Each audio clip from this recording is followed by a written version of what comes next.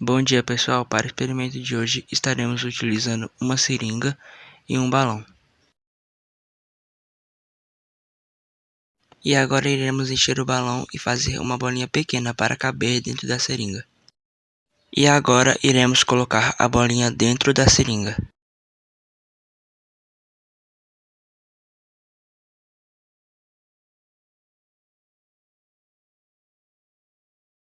Para que funcione, teremos que colocar o dedo na ponta da seringa e puxar.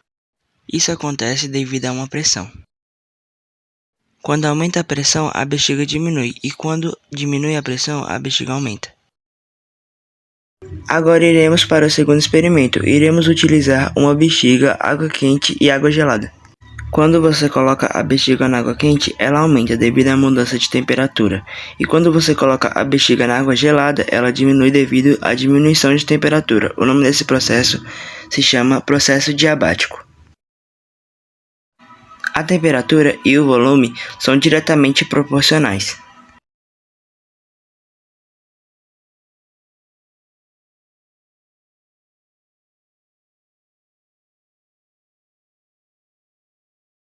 Agora iremos para o terceiro experimento. Precisaremos de uma latinha lacrada, de uma água quente e de uma água gelada. Colocaremos ela na água fervendo. Isso fará com que a pressão e a temperatura aumentem. Agora iremos colocar a latinha dentro da água gelada. Isso fará com que a pressão e a temperatura diminuam. A latinha acaba colapsando devido à pressão do lado de fora. O nome desse processo é o processo isotérmico.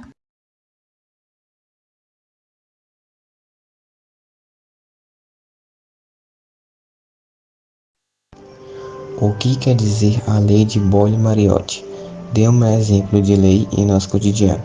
A resposta é: lei de Boyle, também conhecida como lei de Boyle-Mariotti, que diz o seguinte: em um sistema fechado em que a temperatura é mantida constante, verifica-se que determinada massa de gás ocupa um volume inversamente proporcional à sua pressão. Um exemplo de quando usar a lei de Boyle-Mariotti é quando pegarmos uma bomba de encher pneu de bicicleta, puxarmos o embolo totalmente para fora, tamparmos a saída de ar e empurrarmos o embolo. O que diz a primeira lei de Charles Gay-Lussac? Dê um exemplo dessa lei em nosso cotidiano. Ao representar graficamente o volume em função da temperatura expressa na escala de Kelvin, obtém-se uma representação que traduz o enunciado da lei de Charles e Gay-Lussac.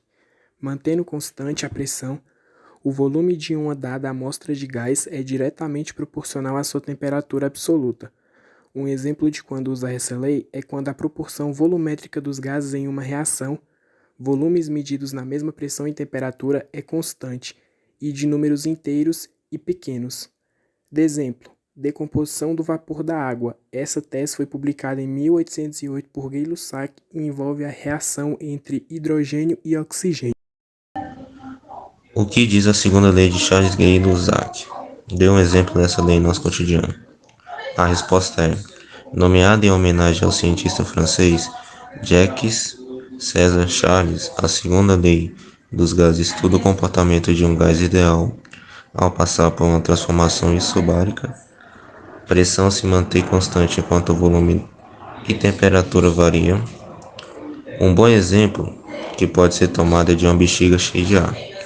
Quando a temperatura do gás dentro da bexiga aumenta, seu volume também aumenta. Processo semelhante ocorre quando a temperatura do gás dentro da bexiga diminui, já que seu volume também diminui. O que diz a Lei Geral dos Gases? Dê um exemplo dessa lei em nosso cotidiano. A resposta é: a Lei Geral dos Gases ou Lei Combinada dos Gases é uma lei dos gases que combina a Lei de Boyle, a Lei de Charles e a Lei de Gay-Lussac.